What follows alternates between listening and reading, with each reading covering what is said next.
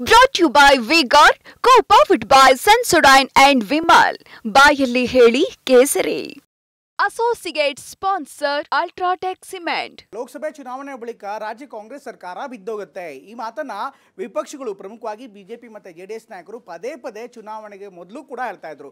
ಈಗ ಚುನಾವಣೆ ಏನೋ ಮುಗಿತು, ಫಲಿತಾಂಶ ಬರೋದಕ್ಕಿಂತ ಮೊದಲು ಜೂನ್ 4ರ ಬಳಿಕ ರಾಜ್ಯ ಕಾಂಗ್ರೆಸ್ ಸರ್ಕಾರ ಬಿದ್ದೋಗುತ್ತೆ. ಕಾಂಗ್ರೆಸ್ನ ಶಾಸಕರು ನಮ್ಮ ಜೊತೆ ಸಂಪರ್ಕದಲ್ಲಿದ್ದಾರೆ ಅಂತ ಈಗ ವಿಪಕ್ಷ ನಾಯಕ ಆರ್ ಅಶೋಕ್ ಹೊಸ ಬಾಂಬನ್ನು ಹಾಕಿದ್ದಾರೆ. ಇನ್ನು ಅಶೋಕ್ ಮಾತಿಗೆ MB ಪಾಟೀಲ್ ಕೂಡ ಕೌಂಟರ್ ಕೊಟ್ಟಿದ್ದಾರೆ. ಹಾಗಾದ್ರೆ ಏನಾಗ್ತಾ ಇದೆ? ಸರ್ಕಾರ ಬೀಳೋ ವಿಚಾರ, ಸರ್ಕಾರ ಮತ್ತೆ ಕಟ್ಟೋ ವಿಚಾರ ಏನಾಗ್ತಾ ಇದೆ ರಾಜಕೀಯದಲ್ಲಿ ನೋಡೋಣ. ಈ ಕಾಂಗ್ರೆಸ್ಸಿನ ಸರ್ಕಾರದ ಕ್ಷಣಗಣನೆ ಪ್ರಾರಂಭ ಆಗಿದೆ. ಜನ ಇದ್ದಾರೆ, ಇಲ್ಲ ಅಂತ ಯಾರು ಹೇಳ್ತಾರೆ? ಇದೇ ಇರೋದಕ್ಕೆ ಹೇಳ್ತಾ ಇರೋದು. ಇವರು ಇಬ್ಬರು ಶಾಸಕರು 4 ಜನ ಶಾಸಕರು ತಗೊಂಡ್ಬರಲ್ಲ. ಈ ಕಾಂಗ್ರೆಸ್ಸಿನ ಸರ್ಕಾರದ ಕ್ಷಣಗಣನೆ ಪ್ರಾರಂಭ ಆಗಿದೆ.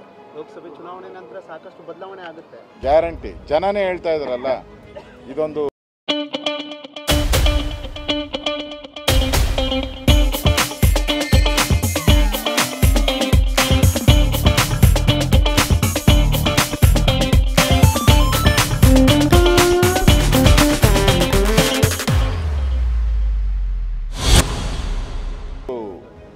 ಈ ಸರ್ಕಾರ ಒಂಥರ ಪಾಪಿ ಸರ್ಕಾರ ಇದ್ದಂಗೆ. ಕೆಲವೇ ತಿಂಗಳಲ್ಲಿ ಸರ್ಕಾರ ಧ್ವಂಸ. ಕಾಂಗ್ರೆಸ್ನ ಬಹಳ ನಾಯಕರು ಸಂಪರ್ಕದಲ್ಲಿದ್ದಾರೆ. ಭವಿಷ್ಯ, ಮಹತ್ವದ ಭವಿಷ್ಯವನ್ನೇ ನುಡಿದಿದ್ದಾರೆ. ಲೋಕ ಫಲಿತಾಂಶದ ಹೊತ್ತಲ್ಲೇ ದೋಸ್ತಿ ನಾಯಕರು ನುಡಿದಿರೋ ಭವಿಷ್ಯ ಸಂಚಲನವನ್ನೇ ಸೃಷ್ಟಿಸಿದೆ. ಫಲಿತಾಂಶಕ್ಕೆ ಕೇವಲ 20 ದಿನಗಳಷ್ಟೇ ಬಾಕಿ ಇದೆ. ಈ ಹೊತ್ತಿನಲ್ಲೇ ಸರ್ಕಾರದ ಪತನ ಭವಿಷ್ಯ ನುಡಿದಿರೋದು ಹಲವು ಅನುಮಾನಕ್ಕೂ ಕಾರಣವಾಗಿದೆ.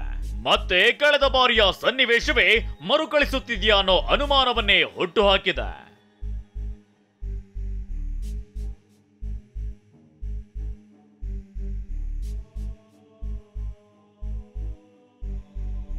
ಲೋಕ ಫಲಿತಾಂಶಕ್ಕೆ ಕ್ಷಣಗಣನೆ, ಸರ್ಕಾರ ಪತನದ ಭವಿಷ್ಯ. ಮೊನ್ನೆಯಷ್ಟೇ ಸುದ್ದಿಗೋಷ್ಠಿ ನಡೆಸಿದ ಮಾಜಿ ಸಿಎಂ ಕುಮಾರಸ್ವಾಮಿ ಭವಿಷ್ಯವನ್ನೇ ನುಡಿದಿದ್ರು.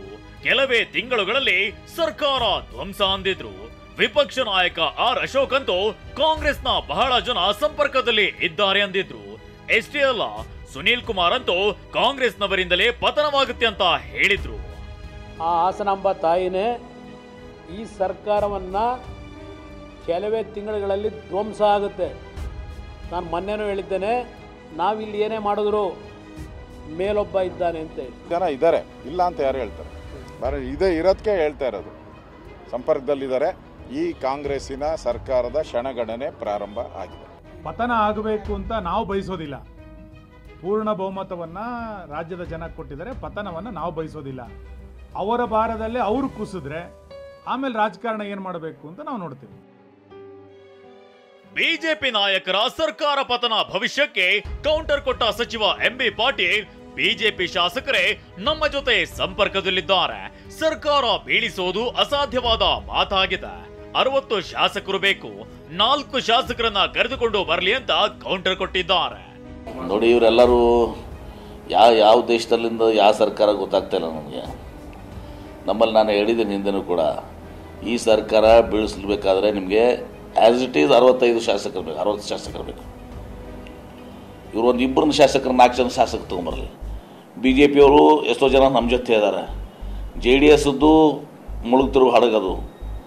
ಅಲ್ಲಿ ಜನ ಎಷ್ಟು ಈ ಕಡೆ ಬರ್ತಾರೆ ನೋಡಿ. ಆ ಕಡೆಯಿಂದ ಈ ಕಡೆ ಬರ್ಬೋದು, ಈ ಕಡೆಯಿಂದ ಆ ಕಡೆ ಹೋಗೋದಿಲ್ಲ. ಫಲಿತಾಂಶದ ಬಳಿಕ ಮತದಾರರೇ ಉತ್ತರ ಕೊಡ್ತಾರೆ ಅಂತ ಮಾಜಿ ಸಚಿವ CT ರವಿ ಹೇಳಿದ್ದಾರೆ. ಮಾಜಿ ಸಿಎಂ ಯಡಿಯೂರಪ್ಪ ಮಾತನಾಡಿ 400 ಸೀಟು ಗೆಲ್ತೀವಿ ಅಂದ್ರು. ಆರ್ ಅಶೋಕ್ ಅಂತೂ 28ಕ್ಕೆ 28 ಕ್ಷೇತ್ರದಲ್ಲಿ ಗೆಲ್ತೀವಿ ಅಂತ ಹೇಳಿದ್ದಾರೆ. ನನಗೆ 100ಕ್ಕೆ 100 ವಿಶ್ವಾಸ ಇದೆ. 400ಕ್ಕೂ ಹೆಚ್ಚು ಸೀಟ್ ಗೆದ್ದು ಮತ್ತೊಮ್ಮೆ ನರೇಂದ್ರ ಮೋದಿಯವರು ಈ ದೇಶದ ಪ್ರಧಾನಿ ಆಗ್ತಾರೆ. ಎಲ್ಲರೂ ಅಭಿಪ್ರಾಯ ಬಂದಿದ್ದು ನರೇಂದ್ರ ಮೋದಿಯವರ ವರ್ಚಸ್ಸು ಈ ರಾಜ್ಯದಲ್ಲಿ ಪ್ರಭಾವ ಇದೆ. ಎಷ್ಟೇ ಸ್ಥಾನ ಗೆದ್ರೂ ಕೂಡ ದೊಡ್ಡ ಅಂತರದಲ್ಲಿ ನಾವು ಗೆಲುವನ್ನು ಸಾಧ್ತೀರಿ. 28ಕ್ಕೆ 28. ಅದರೆಲ್ಲ ಪೂರ್ತಿ ಕ್ರೆಡಿಟು ನರೇಂದ್ರ ಮೋದಿಯವರ ವರ್ಚಸ್ಸು ಕರ್ನಾಟಕದಲ್ಲಿ ಭಾಳ ಹೆಚ್ಚಿಗಿದೆ ಅನ್ನೋ ಮಾತನ್ನು ಹೇಳಿದ್ದಾರೆ. ಅಭಿಪ್ರಾಯನೂ ಅದೇ ವ್ಯಕ್ತ ಆಗಿದೆ. ಆದರೆ ಮಾತಾಡೋ ಮತದಾರರಲ್ಲಿ ಅತಿ ಹೆಚ್ಚಿನ ಭಾಗ ಅವರು ಮೋದಿ ಮೋದಿ ಅಂತ ಹೇಳ್ತಾ ಇದ್ದಿದ್ದು ಅನುಭವಕ್ಕೆ ಬರ್ತಾ ಇತ್ತು. ಮಾತಾಡದೇ ಇರೋ ಮತದಾರರು ಏನು ಮಾಡಿದ್ದಾರೆ ಅಂತಕ್ಕಂಥದ್ದು ಈಗಲೇ ನಾವು ಹೇಳೋಕ್ಕಾಗಲ್ಲ, ಫಲಿತಾಂಶದ ನಂತರನೇ ಹೇಳಕ್ಕೆ ಸಾಧ್ಯ. ರಾಜ್ಯದಲ್ಲಿ ಕನಿಷ್ಠ 18 ಸ್ಥಾನ ಗೆಲ್ತೇವೆ. ಖಾಸಗಿ ಸಮೀಕ್ಷೆಗಳಲ್ಲಿ 16 ಸ್ಥಾನಗಳು ಬರುವುದಾಗಿ ಹೇಳಿದೆ ಅಂತ ಬೆಂಗಳೂರಿನಲ್ಲಿ ಸಚಿವ ಪ್ರಿಯಾಂಕ್ ಖರ್ಗೆ ಕೌಂಟರ್ ಕೊಟ್ಟಿದ್ದಾರೆ. ಕರ್ನಾಟಕದಿಂದ ವಿಶೇಷವಾಗಿ ನಾವು ಹೆಚ್ಚಿನ ಸೀಟನ್ನು ನಾವು ಇಂಡಿಯಾ ಮೈತ್ರಿಕೂಟಕ್ಕೆ ಕೊಡ್ತೀವಿ. ನನ್ನ ಪ್ರಕಾರ ಏನಿಲ್ಲ ಅಂದರೂ 18ರಿಂದ 21 ತನಕ ಬರುತ್ತೆ. ಒಟ್ಟಾರೆಯಾಗಿ ಲೋಕ ಫಲಿತಾಂಶಕ್ಕೆ ಕೆಲವೇ ದಿನಗಳಷ್ಟೇ ಬಾಕಿ ಇದೆ. ಈ ಹೊತ್ತಿನಲ್ಲಿ ದೋಸ್ತಿ ನಾಯಕರು ಸರ್ಕಾರ ಪತನದ ಭವಿಷ್ಯ ನುಡಿದಿರೋದು ಹಲವು ಅನುಮಾನಕ್ಕೆ ಕಾರಣವಾಗಿದೆ. Bureau report TV nine. Brought to you by V-Guard, co-powered by Sensodyne and Vimal. ಬಾಯಲ್ಲಿ ಹೇಳಿ ಕೇಸರಿ. Associate sponsor UltraTech cement.